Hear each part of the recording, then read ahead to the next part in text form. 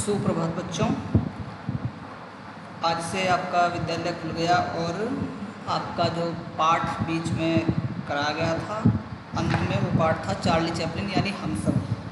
तो उस पाठ के प्रश्नोत्तर रहे थे, उन प्रश्नोत्तर पर आज थोड़ी विवेचना कर लेते हैं और आपसे उम्मीद करी जा सकती है, आशा करी जा सकती है कि आप इन प्रश्नों के सही आदर्श उत्तर इस विवेचना को सुनने के पश्चात ज़रूर लिख लेंगे।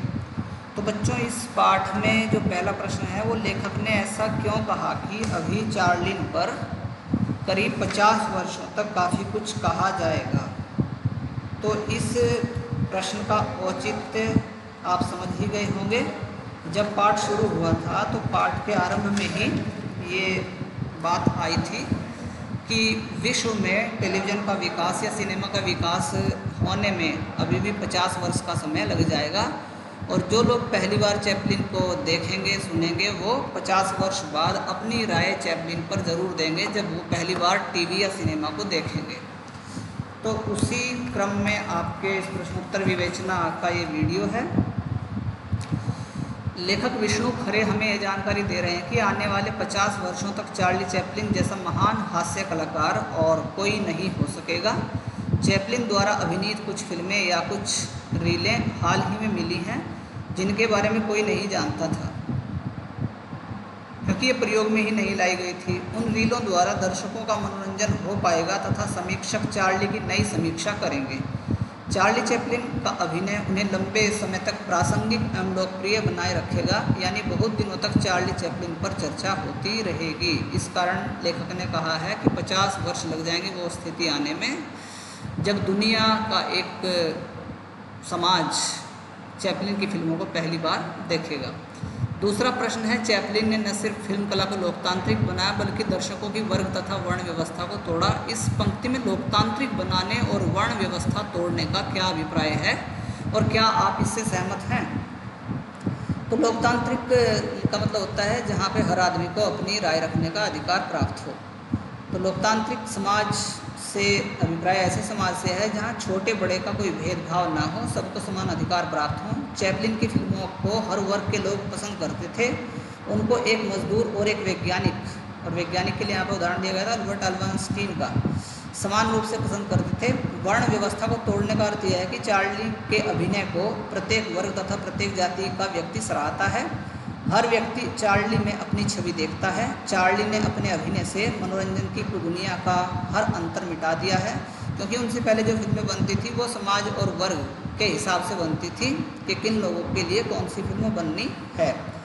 हर व्यक्ति चार्ली में अपनी छवि देखता है। चार्ली ने अपने अभिनय से मनोरंजन की दुनिया का हर अंतर मिटा दिया, हर फर्क मिटा दिया था। हर वर्ग और हर वर्ण चार्ली को बहुत अधिक पसंद करता था, इसलिए यह उक्ति उनके बारे में थोड़ा सही बनती है। प्रश्न संख्या अगला है, तीसरा, लेखक ने चार्ली का भारतीयकरण किसे कहा है और क्यों?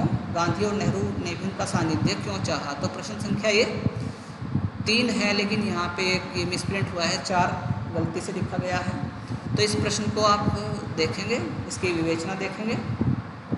लेखक ने चार्ली का भारतीयकरण राज कपूर को कहा है। राज कपूर ने चार्ली के नितांत अभारतीय सौंदर्य शास्त्र की इतनी व्यापक स्वीकृति देखकर भारतीय फिल्मों में भी सबसे बड़ा और साहसिक प्रयोग उन्होंने किया था। उनकी फिल्म आवारा, जो चार्ली की फिल्म थी, द ट्रैम्प का शब्दानुवाद ही नहीं बल्कि चार्ली का भारतीयकरण भी था। राज कपूर ने चार्ली की नकल के आरोपों को सहा सुना लेकिन उसकी परवाह नहीं करी। राज कपूर की आवारा और सी 420 के पहले जो फिल्में थी, फिल्मी कलाकारों पर हंसने की और कलाकारों द्वारा स्वयं पर हंसने की परंपरा नहीं थी। वर्ष 1953 से 57 के बीच जब चार्ली अपनी गैर ट्रंप नुमा अंतिम फिल्में बना रहे थे, तब राज कपूर चैपलिन का युवा अवतार ले रहे थे। भारत में हंसने की परंपरा चार्ली के कारण ही आई। यही कारण था कि गांधी और नेहरू भी उनका सानिध्य चाहते थे। तो अगला प्रश्न, जो 5वां प्रश्न है, लेखक ने कलाकृति और रस के संदर्भ में किसको श्रेयस्कर माना है और क्यों? क्या आप कुछ ऐसे उदाहरण दे सकते हैं जहां कई रस एक साथ आए हों? तो वैसे तो भारत में ऐसी परंपरा नहीं है, क्योंकि एक रस श्रृंगार रस हो सकता है तो दूसरा उसके साथ उससे मिलता जुलता रस हो सकता है, लेकिन दो विपरीत रसों का एक जगह प्राय नहीं माना जाता। तो कलाकृति में भावना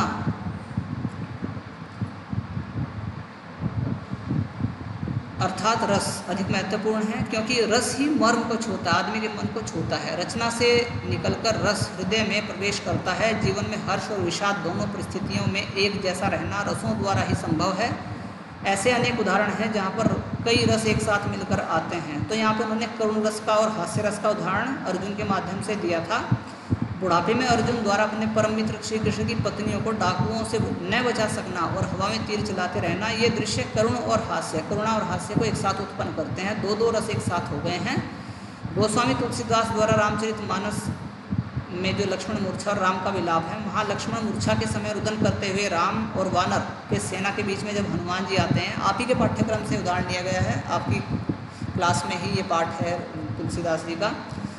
तो हनुमान जी जब संजीवनी बूटी लेकर आते हैं, प्रकट होते हैं, तो ऐसा लगता है जैसे कि करुण रस के बीच में ही वीर रस उत्पन्न हो गया हो।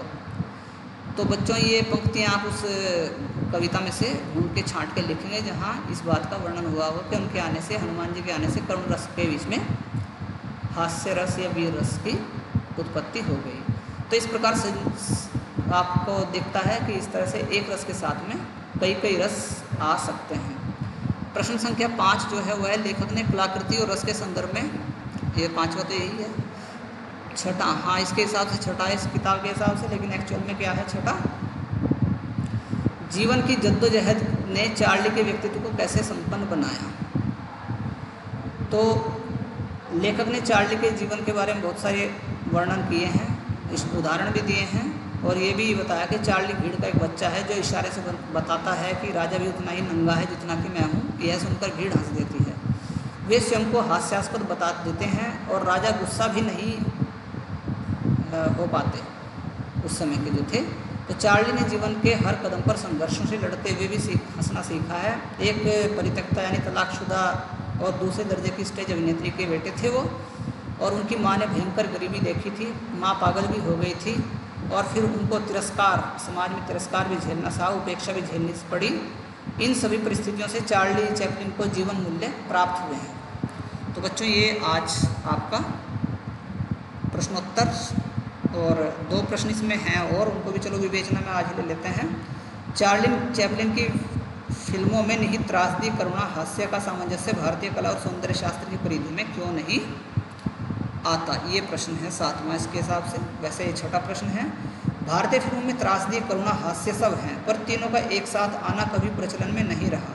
करुणा और हास्य का मिश्रित हो जाना या करुणा का हास्य में बदल जाना भारतीय फिल्म कला सिद्धांत नहीं बन पाया, जैसा कि वेस्टर्न कंट्रीज में है। रामायण तथा महाभारत में हास्य स्वयं पर नहीं बल्कि दूसरों पर है, और अधिकतर वह प्रसन्नताप से प्रेरित है। जब दूसरा दुखी होता है तो एक आदमी को मज़ा आता है।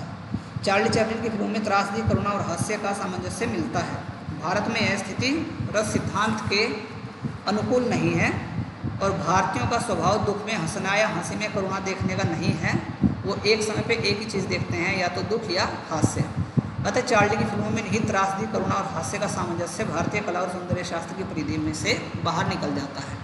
और अंतिम प्रश्न ये है, 7वां है वैसे ये, चार्ली सबसे ज़्यादा स्वयं पर कब हंसता है।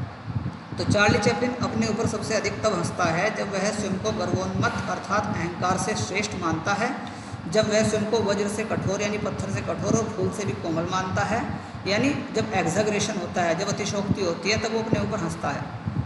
चार्ली द्वारा स्वयं को आत्मविश्वास से लबरेज, सफलता, सभ्यता, समृद्धि की प्रतिमूर्ति तथा ये पूरी टेक्स्ट आपकी टेक्स्ट बुक में आई है, दूसरों से श्रेष्ठ मानने का भ्रम उसे स्वयं पर हंसने के लिए कारण प्रस्तुत देता है। परंतु यह भ्रम थोड़ी देर के लिए ही होता है, जिसे मनुष्य चिरस्थायी मानकर स्वयं पर अभिमान कर बैठता है। तो ये दिखाता है कि आदमी को कभी अपने ऊपर अभिमान नहीं करना चाहिए। इसी कारण चार्ली भी ऐसी परिस्थितियों के वशीभूत होकर अपने आप पर अधिक हंसने लगता है। तो बच्चों आज के इस अंक में इतना ही। आगे वीडियो के माध्यम से आपको निरंतर पढ़ाया जाता रहेगा।